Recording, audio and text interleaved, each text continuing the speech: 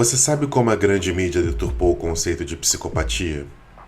Recentemente vi a minissérie Adolescência na Netflix e acreditei que um dos personagens pudesse ser um psicopata. Bom, começarei este vídeo te levando a um questionamento. Você sabe o que é um psicopata? Neste recorte, vou me atentar a algumas pesquisas acadêmicas sobre o assunto que ronda o estudo da natureza humana, para compreendermos qual é a relação entre a mídia e a distorção da psicopatia. Antes de mais nada, olá, eu me chamo Arthur Bernardo e esse é o canal Aula de Roteiro, onde auxilio você na escrita audiovisual. Se gosta do nosso conteúdo, deixa seu like, se inscreva no canal e ative o sininho de notificação para receber todos os nossos vídeos. Lembrando sempre para não esquecer, não se aprende roteiro pelo YouTube. Então procure um curso, faculdade ou escola de cinema específicos. Quero deixar outra coisa bem clara.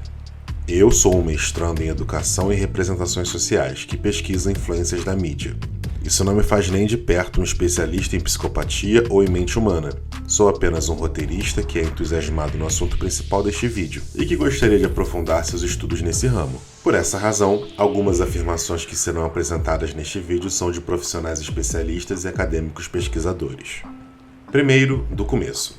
Segundo um trabalho apresentado por Francis Moraes de Almeida no 25º Congresso Brasileiro de Psiquiatria de Porto Alegre, o conceito de psicopatia surgiu a partir de algumas classificações de 3 linhagens diferentes da medicina mental: o alienismo francês, a psiquiatria britânica e a psiquiatria alemã.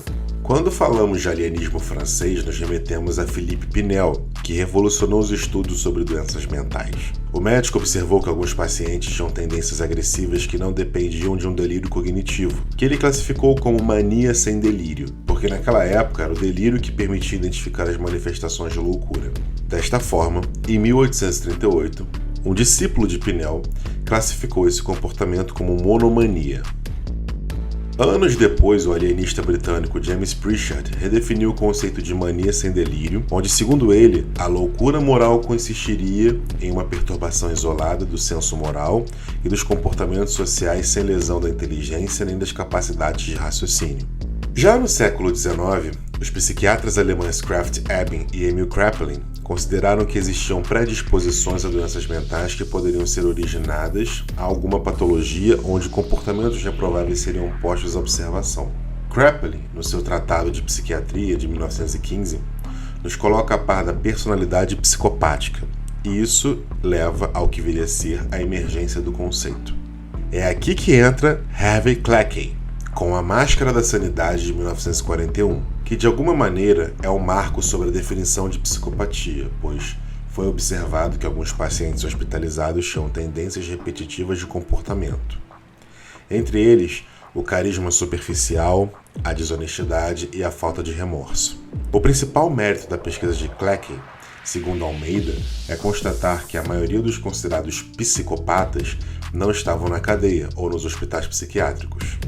Ou seja, somente aqueles que não conseguiam disfarçar sua máscara da sanidade eram pegos, mas a maioria dos psicopatas estavam à solta espalhados pela sociedade. Desta maneira, a psicopatia foi considerada pela sigla TASP, Transtorno Antissocial de Personalidade. E de alguma maneira, essas características como egocentrismo e insinceridade poderiam se manifestar desde a infância. Depois de um tempo, foi necessário que a psicopatia fosse estudada em escalas populacionais. E é aí que surge a escala Hare, de Robert Hare, mais conhecida como PCLR, Psychopathy Checklist Revised. Este é o instrumento mais utilizado para embasamentos empíricos para considerar o diagnóstico de psicopatia. Neste sentido, o PCLR pode ser usado em diferentes etapas da vida, em crianças, adolescentes e adultos. A grande questão é que diversas pessoas podem apresentar características estabelecidas na escala Hare, ou nos comportamentos listados em A Máscara da Sanidade de Cleckley. Isso necessariamente é um problema, porque abre espaço para qualquer pessoa que leia sobre o assunto classifique indivíduos conhecidos como psicopatas. Por exemplo, o próprio Robert Hare considera que o termo psicopatia pode ser questionável, pois o mais correto seria afirmar que existem algumas pessoas com traços acentuados de personalidade psicopática. Ok, já resumimos bastante a história do conceito de psicopatia.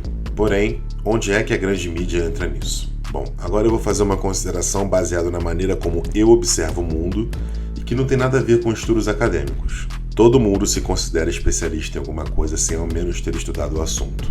Tudo bem, o mundo é assim, Mas, como podemos observar na análise do discurso, algumas constatações são mais relevantes do que outras dependendo do grau de conhecimento de quem fala. O que me levou a fazer esse vídeo e essa pesquisa foi a observação de que muitas vezes as pessoas precisam de um diagnóstico sem consultar um especialista, como se elas fossem capazes de fazer isso por conta própria. Eu assisti à adolescência e acreditei que o mini querido fosse um psicopata pelo seu nível de manipulação. Porém, eu estava enganado.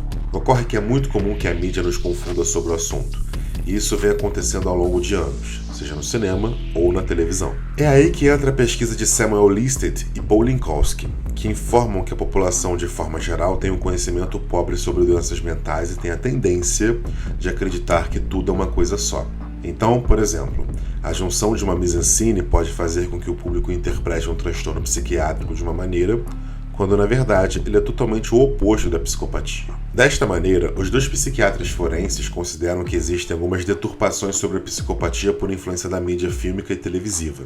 Durante muito tempo e até hoje, muita gente considera o psicopata como aquele que tem uma cara de maluco ou um comportamento sanguinário com suas vítimas, como os assassinos dos filmes slasher. Entretanto, psicopatas não têm cara e muitos deles nunca matam uma pessoa.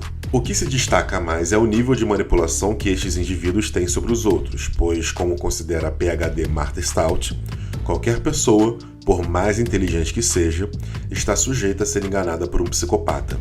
Na verdade, o arquétipo que o cinema ajudou a construir sobre a psicopatia fez com que os psiquiatras forenses chegassem ao conceito de psicopata ficcional, ou superpsicopata, ou pseudopsicopata, que é aquele que tem quase superpoderes e consegue fazer tudo com perfeição. Para se ter uma ideia, eles não consideram nem Hannibal Lecter como uma figura representativa sobre o transtorno de personalidade. Na verdade, a psicopatia é o único transtorno de personalidade que não faz mal para aquele que a possui. Na verdade, como afirma a doutora Ana Beatriz Barbosa, os psicopatas sabem que são e gostam de ser assim. Logo, se eles não têm consciência, remorso ou qualquer tipo de culpa, eles são capazes de fazer qualquer coisa.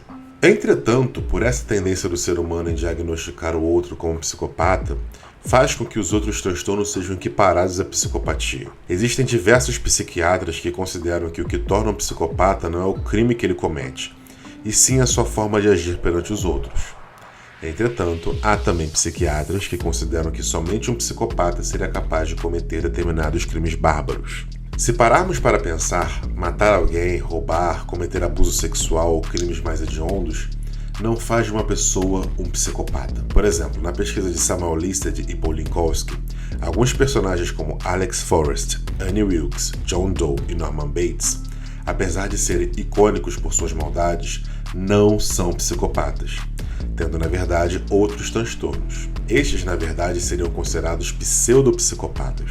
Entretanto, quando se refere a representações fiéis do que são os psicopatas, Samuel Listed e Paul Linkowski consideram Anthony Shigern, Catherine Trammell, Max Cady e Babe Jane Hudson como representações fiéis da psicopatia. Quando trazemos algumas observações para a composição de personagens de telenovelas, podemos considerar Marcos, Flora, Ivone e Alicinha como representações fiéis do transtorno de personalidade antissocial. E como é que isso se aplica a escritores? Bem, como roteirista, essas pesquisas são interessantíssimas, e a composição de personagens que emitem um vazio no lugar de suas almas são desafiadores. Porém, podemos pensar que nem tudo se encaixa em uma coisa só. Talvez o ideal seja criar personagens complexos de acordo com a sua natureza humana, onde são capazes de tudo, ou quase tudo, para alcançar seus objetivos. Sendo assim, psicologismos demais talvez não sejam ideais para todos os personagens. Mas se for abordar algum transtorno ou doença mental, recomendamos que valorize a pesquisa para que não sejam cometidos alguns equívocos. Mas e para você? Qual seria, na sua opinião, a maior representação de psicopata no cinema? Eu vou deixar na descrição desse vídeo todos os artigos que foram utilizados para esta pesquisa. Peço que você curta esse vídeo, comente, compartilhe com seus amigos, se inscreva no canal e ative o sininho de notificação. E se quiser aprender um pouco mais sobre roteiro, você sabe onde me encontrar. No Roteiros e Narrativas, eu sou professor da formação de roteiristas na disciplina Criação de Personagens. E no Curta em Prática, eu auxilio você a escrever um roteiro de curta-metragem em apenas 2 meses. Caso tenha interesse, é só nos procurar. Muito obrigado pela sua audiência e até o próximo vídeo.